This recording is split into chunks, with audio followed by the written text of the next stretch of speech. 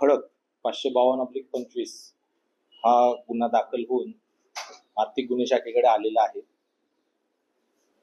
जर या गुन्ह्याची फिर्याद आपण पाहिली असेल तर यामध्ये दोन वेगवेगळ्या घटना आहेत। एक बोपोडी सर्वे नंबर 62 या ठिकाणची 5 हेक्टर 32 आर या जागे संदर्भात एक घटना आहे आणि दुसरा हा मुंडवा येथील सर्वे नंबर 88 17 हेक्टर 51 आर या जागेबाबत आहे।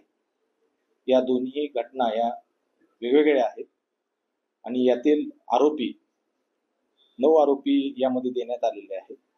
बोपोडी घटनेमध्ये 7 आरोपी आणि 6 आरोपी, त्याचबरोबर मुंडवा या ठिकाणी 2 आरोपी आहेत, शीतल तेजवानी आणि दिग्विजय पाटील हे 2 आहेत आणि यामध्ये सूर्यकांत येवले तहसीलदार यांचंही नाव आहे।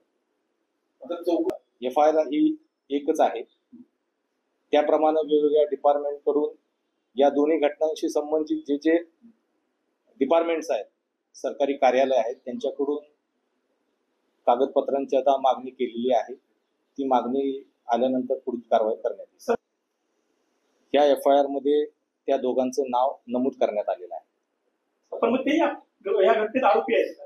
नाही, FIR नुसार ते आरोपी आहेत। म्हणजे थोडक्यात तुमच्या डिपार्टमेंट EWO मार्फत त्यांची चौकशी होणार आहे। बरोबर, मुंडवा केसमध्ये बरोबर वेगळी मुंडव्याची केस ही वेगळी आहे, त्याचबरोबर बोपोडीची केस ही वेगळी आहे। तर बोपोडीच्या केसमध्ये दिग्विजय पाटील आणि शीतल तेजवानी हे आरोपी आहेत का नाही? या बोपोडीच्या केसमध्ये शीतल तेजवानी आणि दिग्विजय पाटील हे आरोपी नाहीत। मुंडवा केसमध्ये या दोघांचं नाव समोर आलं। FIR देताना 2 घटनांचं एकत्रित FIR दिलेली आहे आणि यामध्ये या 2 वेगवेगळ्या घटनांमध्ये जे सरकारी जागांवर जे बेकायदेशीर ऑर्डर केली गेलेली आहे तहसीलदार यांच्याकडून, तर ते एकच तहसीलदार आहेत, सूर्यकांत येवले। त्या असं कोणताही दबाव नाहीये। क्लॅरिटी पोलिसांनी द्यायला नको का? कारण वेगवेगळे गुन्हे तुमच्या म्हणण्यानुसार किंवा पिंपरी चिंचवड पोलीस आयुक्तांनी फरियाद मुद्दा असा आहे तू म्हटलं दोन्ही घटना एकत्र आहेत, त्या तपासाअंतर्गत चौकशी होणार आहे की नाही? दोन्ही केसेसच्या चौकशा होणार आहेत आणि त्याप्रमाणे सरकारी कार्यालयांकडून कागदपत्रांची मागणी केल्यानंतर पुढचा तपास केला। सर, दोन्ही प्रकरणांच्या संदर्भात फिर्याद का दाखल करतात हा एक प्रश्न होता त्याच्यामधला। तर दोन्ही गुन्हे वेगळे वेगळे, दोन्ही ठिकाणी आरोपी एक जरी असलं, एकच आरोपी कॉमन आहे दोन्हीकडे, असं असताना एकच फिर्याद का दिली किंवा एकच गुन्हा का दाखल करण्यात आला? सदर गुन्हा हा महसूल डिपार्टमेंट केलेला आहे, त्याच्याबद्दल या संपूर्ण प्रकरणात आरोपी आहे शीतल तेजवानी, दिग्विजय पाटील यांच्यापर्यंत आपण आतापर्यंत पोहोचलोय काय? त्यांना फोन केलाय का? त्यांच्या ताब्यात घेतली तर चौकशी काय झाली का पुढे?